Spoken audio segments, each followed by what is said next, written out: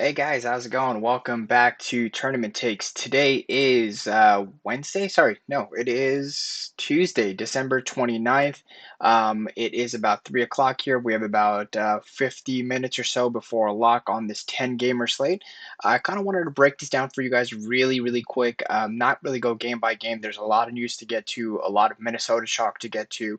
But I kind of wanted to just take you guys and take you through my core build and then kind of show you guys what I'm doing. So, but without further ado, let's get into it. Again, this is for the Draftkings December 29th slate. We got plenty of options. We got Westbrook at the top against Chicago. This is a pretty good game. The first game actually on the slate is New York and Cleveland. And one thing I want to mention to you guys, these, like I've said before plenty of times, any team that usually plays against Cleveland gets into shootouts, and New York has been looking significantly better. So I really like targeting this game a lot. I actually like targeting these first two games quite a bit. New York and Cleveland, Golden State, Detroit. Boston, Indy, I could see being a little lower scoring. Toronto, Philly, it could be lower scoring. Chicago, Washington. Washington tends to get in blowouts a lot, so someplace I like as well. So one, two, three games that I like, and I'm just kind of condensing my pool down. I do like some pieces from this Milwaukee and Miami. It's a rematch of the Eastern Conference Finals. I kind of like that. I like some pieces from Orlando, OKC. Minnesota and the Clippers, I'm not really going there, guys. Denver is on a back-to-back against Sacramento. I'm not really going there either. I could see this kind of being a little slower pace game. New Orleans and Phoenix, this is a good spot for, on paper typically, but this would have been a good spot last year. I think Chris Paul really slows the offense down a little bit on Phoenix, takes away from Devin Booker, and, both these Paul and Alonzo Ball are better defenders. I know some people may be playing Zion Williamson, but his prices come up, so not somewhere where I'm really going on the slate. Minnesota, you got Carl Anthony Towns out, and now you're going to have this Nas Reed chalk. To be honest, guys, he draws a lot of fouls, and he's going up against, one of the, either Serge Ibaka or Zubac. I'm not really interested in playing Nas Reed. I mean, I'm playing 5 lineups tonight. I may have him in one of them, but to be honest, like it's kind of a fade for me. And this because I like, there's a center that's a little bit more expensive than him, but in a much better spot. So I'll kind of show you guys really quick what my build's going to look like today. At center, first off, I'm going with Andre Drummond. Kevin Love is out for this game, and, Andre Drummond has been just getting it done daily, so I feel like this is a really, really good spot for him. Against Philly, he had a big game without Embiid there. Detroit, he had a big game. He's just come out really, really, and started the season really, really strong. I don't see that stopping here at all. So Andre Drummond is a staple in one of my lineups, guys. You could make a case also. I do like Larry Nance. I will probably sprinkle him into the 5 lineups that I'm playing. He has been playing pretty well as well, and without Kevin Love there, he is going to be inserted into the starting lineup. And this matchup against New York is actually really, really good too. So I'm a little less on Nance because I feel like he may have a little tougher time with Julius Randle there. Julius Randle on the other side, his prices come up as well. So for me on this team, I'm kind of just going with Drummond. I think you can make a case for Sexton. I think you can make a case for I don't know if Darius Garland, I think you can make a case for. And then some people are playing Dante Exum at 3,300. Again, it's a 10-game slate, guys. There's plenty of good spots to go to. I don't feel like this is a necessary $3,300 price tag that I need in my lineup. You could take a shot. This is, again, a high-scoring game, so there's a chance that he may get 15 to 20 minutes. And, if he does that, I think he will, be able to pay off his value. On the New York side, guys, I really like Elfrid Payton today. A lot of people are kind of down on him. RJ Barrett's prices come up significantly. He had a really good game against Milwaukee, and I think that was kind of like a turning point a little bit, early in the season. He's going very underowned. I think this is someone that I really want to get to exposure to, especially since I have Andre Drummond in the lineup. I really like running it back with Elfrid Payton. Alec Burks is also questionable for this game. Austin Rivers already out. I also do like Reggie Bullock quite a bit on the wing in this game. He didn't get that many minutes against Milwaukee, but I expect him to kind of get that bump up back in minutes here, back to the 26, 27 range. And, at 3,700, he's super cheap, someone that I'm on. RJ Barrett at 7,100, I feel like his prices come up a little way too much. Same thing with Julius Randle, even with Obi topping out. And with Mitchell Robinson, typically at 5,600, he is in a good spot. I may take a shot at him, but the thing with Mitchell Robinson, again, with Nas Reed, is they tend to draw a lot of fouls, guys. So, like, you could see him get into some foul trouble, which might really bump bump up Randall, or it might really bump up, Barrett or one of these guards. But I really like taking a shot here on Elfrid Payton. I think this is a really good spot for him, something that I'm not ignoring. So that's kind of my first go-to game. I feel like this game could kind of turn into a shootout. Same thing I feel like with Golden State and Detroit. Golden State's been horrible to open the year, guys, and I feel like we're just waiting on that game from Steph Curry. We got a good game from him against Chicago, which Russell Westbrook is also, playing Chicago in a good spot, but Steph Curry put up these numbers because he really has no number two. I mean, Andrew Wiggins is there, but Steph Curry's prices come up as well at 9,600. I feel that this game could stay close, and I especially like on the other side of the Detroit game, I especially like Blake Griffin being back at 6,900. I feel like he's super cheap. Jeremy Grant is there, but now Blake Griffin, when he's starting, we're seeing that he's getting the minutes. He's underpriced, someone that I'm really really targeting in my build. So I'm gonna give you guys my core really quick, and then kind of go from there. But Killian Hayes had a great game yesterday. DeLon Wright had a great game yesterday. Both of these I feel like are viable options against Golden State. Golden State's not great defensively, and I feel like they can get it done. Wiseman, I think at 5,900 is a great tournament play. Detroit is a little banged up on the inside. They don't really have. Oh, they do have. I think they have Plumlee there. So another play that I like on Detroit, guys, is kind of Plumlee. This game again. I feel like it's a shootout. Plumlee has been getting the minutes, so I see him producing alongside Blake Griffin. So I really like going double center, guys, in this particular lineup. On Golden State, if I'm running two guys out from Detroit, I kind of want this game to be close. So I really, really want the number one option there in Steph Curry. Now, you could also do the same thing in Washington and Chicago. I feel like their prices there are kind of cheap as well, and I'll get to that. So Golden State and Detroit, that's kind of the only pieces that I want that I'm really interested in. I feel like on Golden State, you could take a shot on Jeremy Grant, but his prices come up on Detroit. Um, on Detroit, Jeremy Grant's prices come up. Demboya is, questionable. We saw Bay get the starting nod yesterday. Josh Jackson had a great game yesterday.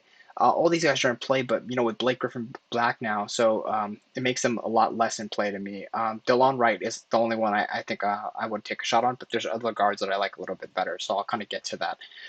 So on the Golden State side, again, I just like, Steph Curry. You could make a case for Wiggins, at 6,400. He's pretty cheap. But overall, for me, guys, I think it's just going to be Steph Curry from the Golden State Warriors.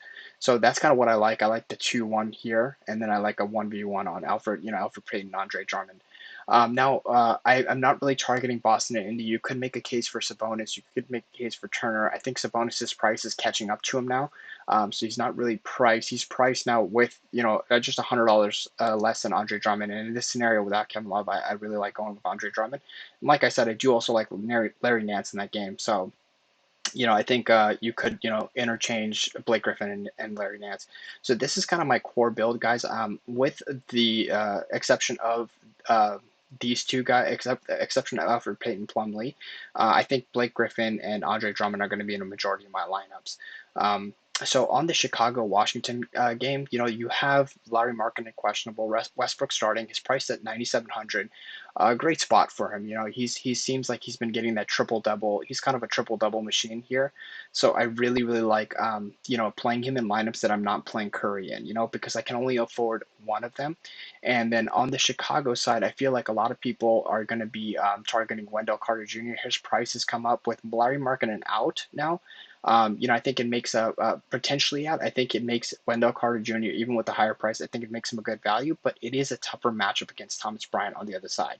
So that's something to keep in mind. That's why I kind of like Golden State and Detroit a little bit better than I like Chicago, Washington. And Chicago hasn't been great to start the year. These guys have been getting blown out.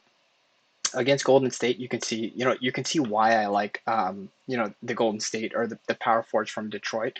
You look at it's 128 to 129. I mean, they both Detroit and Golden State play at a faster pace, so I expect that game to be kind of really high scoring. Chicago got blown out by Indy. They got blown out by Atlanta. And if Markkanen's not there, I think Levine is at 8,400 is priced very well. I think that's a good spot for him. But again, it's a little more expensive for my taste. Kobe White also a little more expensive for my taste, but it's a 10-game slate. Plenty of options, just not somewhere where I think I want to go. I will probably have some Westbrook mixed in, and then on the Chicago side, if I'm running it back with Westbrook, I may take a shot if we get Lauri Markkanen News is out. I may take a shot on Wendell Carter Jr. and kind of swap out Curry and PLUMLEE for Wendell Carter Jr. and Westbrook. So that's something I really like doing as well. Like something like this.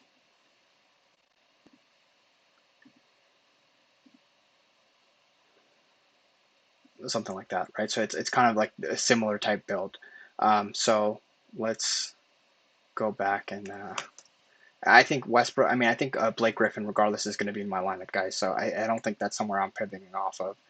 And then I really like Steph Curry. I think this is a spot where you can see Steph Curry shoot the ball very well. He is going to be shooting a lot. There's going to be plenty of opportunities for rebounds for PLUMLEE and Griffin. So I really like both of them.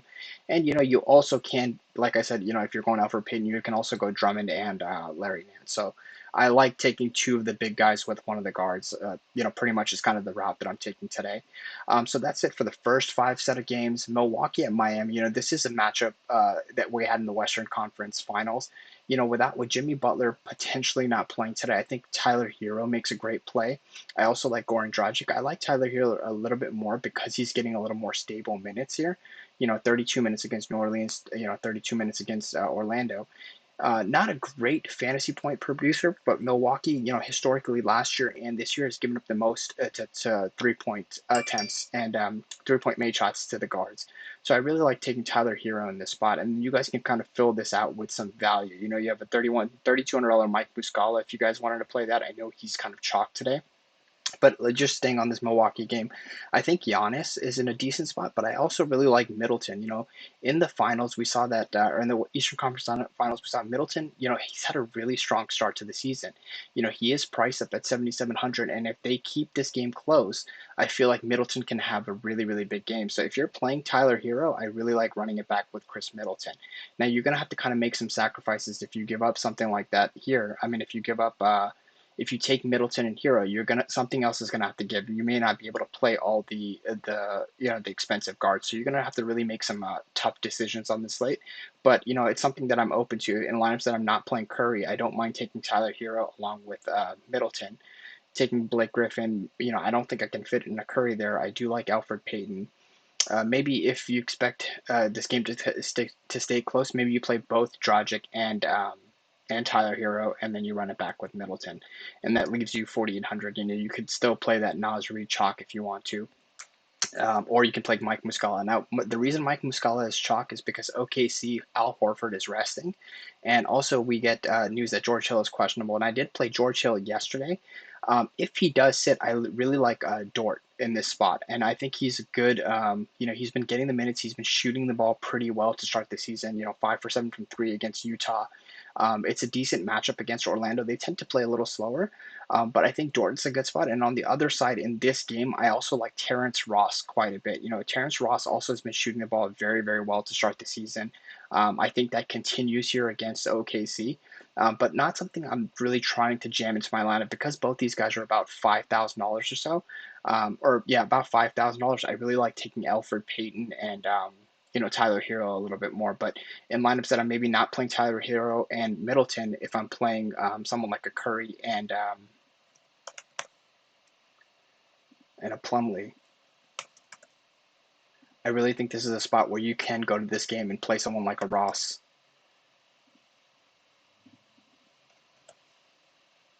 And run it back with potentially